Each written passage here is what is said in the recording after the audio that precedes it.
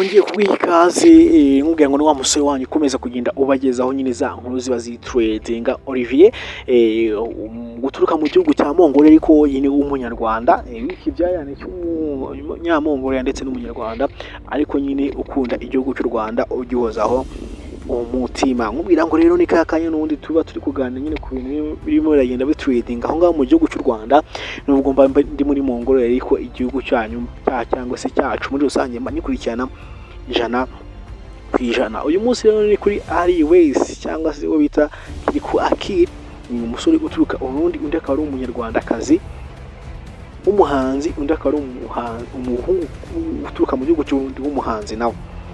Inkuru irimo iragenda itredinga cyangwa se amwe mu magambo Akiri yavuze yamaze gutangaza ko yifuza kuba yashinga urugo na wayz. Mu magambo arambuye nyine reka musobanurire wumve ukuntu cyangwa se wowe wareba iyo videos cyangwa se wasoma iyo text yabaye yapostinga nyine ku mbuga nkoranyambaga ziwe nka Instagram, X ariyo yasimbuye Twitter, Facebook page umva ko imbuga zose yagiye azizenguruka nyine avuga ko yifuza kuba yaba umugabo cyangwa se wayz yamubera umugore. Natinze cyane nyine reka twite dusimbuka dutangira tubyumve. Uyu musore Akiri cyangwa se kiriku waturuka mu gihugu cy'u Burundi kimaze n'igihe kitumva cyangwa se kitavuga rumwe n'igihugu cy'u Rwanda kubera ko hajemo indwanyi zari zitabara zigeze guhungabanya umutekano w'igihugu cy'u Burundi mu mwaka wa 2015. Murabizi ko habaye intambara yabashaga guhirika cyangwa se bashaka guhirika ubuyobozi bwari biriho cyangwa se ishyaka ryari biriho. Nubwo bitaje guhira rero tabara bamwe mu Barundi nyine barahunze bahunga igihugu cyabo cy'u Burundi munyangane, bamwe bajya mu Rwanda abandi bajya mu bihugu bagiye baturanye bafite ubushobozi bajya ni Burayi, bamwe n'abanye no muri Mongolia barahari bahahungiye nganga muri leta nyine za Mongolia naho barahahungiye naho barahaza. Ariko nyine ngo rabizi ngo Abarundi baza kuziye nyine igihe cyageze bavuga ko gitabara ngo yahungiye mu gihugu cy'u Rwanda nyuma yuko bari bavuze ko yari yahungiye muri Congo ariko ajya kwifatanya na FDL bavuye mu Rwanda bakoze genocide. Bavuga ko nyine bagiye kwifatanya na leta ya Congo ikakomeza kugenda ibashiramo nyine n'abafasha ibaha nyine ihunga nk'imitwe n'indi isanzwe iri muri Congo. Bavuga ko nyine muri Congo ari nacyo gihugu nyine muri Afrika kibarimo myinshi y'iterabwoba kandi ikomeza no kugenda iyo igishyigikira itera n'iyo mitwe inkunga. Nyuma rero igihe cyaje kugera Burundi burivuguruza ku masezerano cyangwa se ko byo byari byavuzwe ko Burundi buzajya kurwanya tabara nayo yagiye kwisha muri Congo. Burundi perezida wabo ndashimiye abirabihindura abishyira nyine ku gihugu cy'u Rwanda, abishyirangije abishyira kuri perezida Paul Kagame, avuga ko arimo uba ubyihishe inyuma cyangwa se ari gutera inkunga abarwanyi bari ditabara inkunga bakaza kwangiza umutekano w'Abarundi muri rusange b'abanyagihugu. Ibintu nyine bitishimiye bamwe na bamwe mu Barundi cyangwa se mu Banyarwanda cyane cyane nyine mu gihugu cy'u Rwanda kuko bigeze igihe cyarageze perezida ahitatenga itegeko ryo guhita bafunga umupaka w'u Burundi. Bamwe na bamwe mu Banyarwanda bagumayo. Igihugu cy'u Rwanda cyaje no gusaba uburenganzira kuba cyajyana Rwanda mu gihugu cy'u Burundi kikaba cyafata Abanyarwanda bariyo bakaba bavanwayo bakarurwa mu gihugu cy'u Rwanda, ariko Burundi ntabwo bwigeze bibyemera cyangwa se nta gisubizo gifatika zigeze bitangaho. Reka twigarukiye kuri wayz ndetse na Akiri kiriku twumve nyine ukuntu bimeze. Uyu musore rero uturuka muri icyo gihugu utemewe no kuba yava mu gihugu cyabo nyine ngaze agiye mu Rwanda, ariko yaba yagize gutya afunga umwuka. Numva ni ibintu byabonwa n'abantu bose bitewe na case cyangwa se n'umubano uri hagati y'ibihugu byombi, ugasanga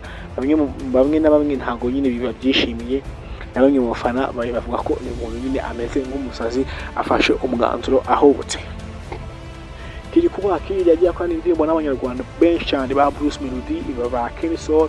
ba Juno Kiss Yenza, urumva ni benshi cyane,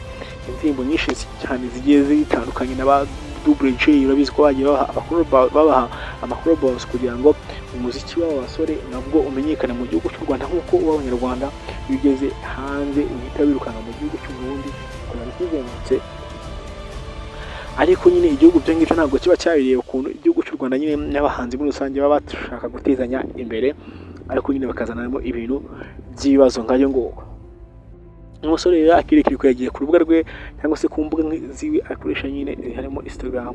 Twitter n'izindi mbuga nyine byinshi agenda akoresha, aba yatangaza amagambo nyine menshi cyane cyangwa se amagambo yuje imitoma n'urukundo ayabwira wayz rero bigeze gukorana na Jono Kizigenza, nyuma Jono Kizigenza akaza gutangaza ko burya akunda wayz rero yaje kubyikuramo nyine, nyuma aza kwifuzanya ifoto n'umukobwa w'umuzungu nyine, baza kuvuga ko ari umutinganyi, ibyo ngibyo nabyo abitera utwatsi.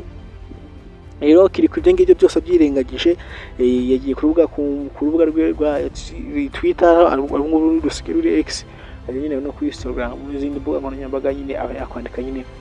amagambo agira ati nitwa kiriku niryo zina nyine mu nzu ry'ubuhanzi, navuze ko nkunda umunyarwandakazi wayz, akaba n'umukobwa nishimira, nkunda vibes, nkunda uburyo akoramo ibintu bye byose, kirenzeho nkunda na songs cyangwa se voice yiwe, ijwi rye rirashimisha. Iyo ndebye akenshi videos cyangwa se indirimbo za wayz nitanangira kumwifuza,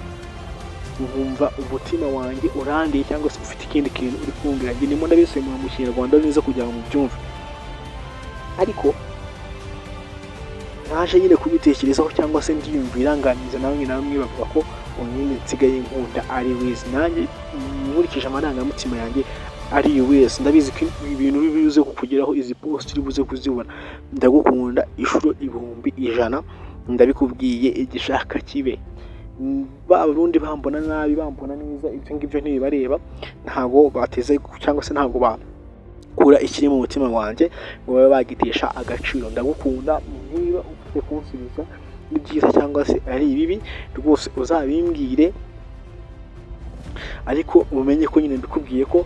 wankunda wanyanga nyine umutima wanjye uzagumya gutekereza wayz we. Nifuza nyine kuzaba papa w'abana wabyara, nawe ukaba mama w'abana banjye twabyara, ubundi nyine Imana ikazadufasha nkaza tukibera aho ngaho mu gihugu cyanyu cy'u Rwanda, igihugu nyine kiza, dukomeza no kugenda dushimira cyane ko kiba cyagiye nyine kidufasha cyane. Urumva ko kiriku we yirengagije ingaruka zose yikundiye wayz.